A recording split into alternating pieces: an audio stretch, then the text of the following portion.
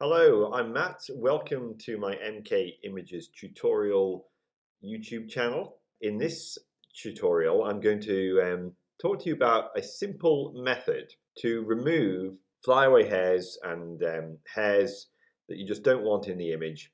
Now, this channel is basically mainly designed at people who are looking for a start in Photoshop, and this might be something that you may be encountering on a regular basis.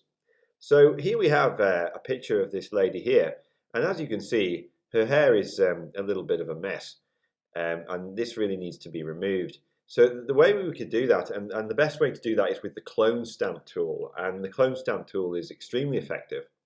So what you want to do is you want to first of all go over here to the clone stamp tool, which is this icon here, or you can select S on your keyboard.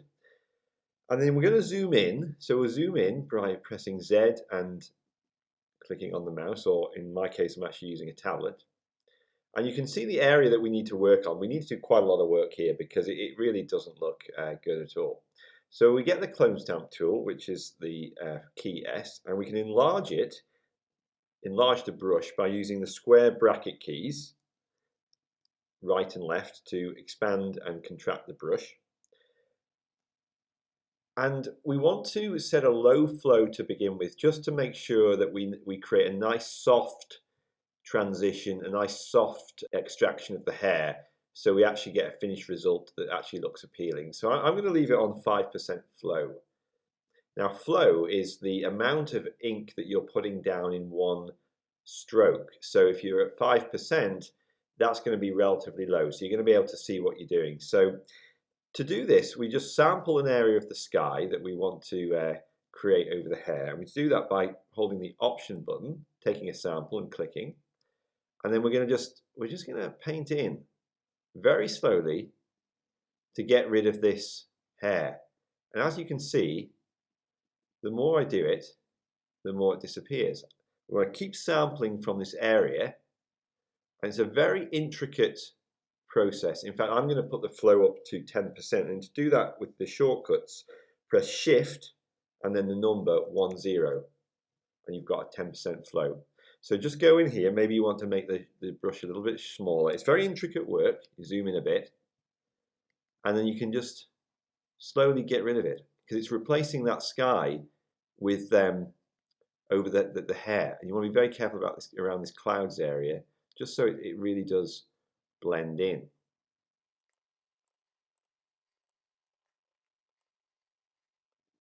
I'm just going to stop this quick speed up process to begin with, because I just want to say that you might want to put your flow up a little bit heavier on this as well, because you've just got a blue sky, so it's not going to make too much difference.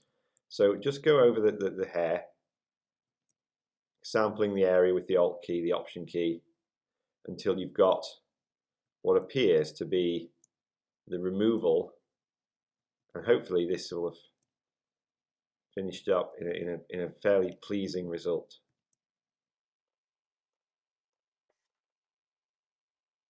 And there you see, you've probably got a better result. So zoom out, let's have a look at that.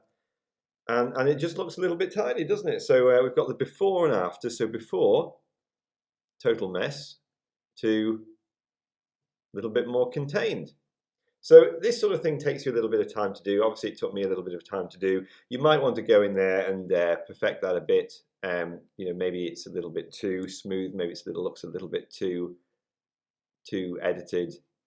But overall, you just want to get rid of those hairs by using the clone stamp tool. And if you've got a nice solid color, then it's not going to be too difficult, because you're going to be able to sample from the solid color. And when you clone, you're going to be able to get that relatively easy to replace, because the clone is obviously replacing the pixels to cover what you want to remove. So there you go, just a very quick video on a little bit of tips on how to use the clone tool when you're removing flyaway hairs from portraits. And that's it. So if you want to subscribe to my channel, that would be great. I'd really appreciate it if you hit the subscribe button. And I shall see you again in the next MK Images tutorial. See you then. Bye-bye.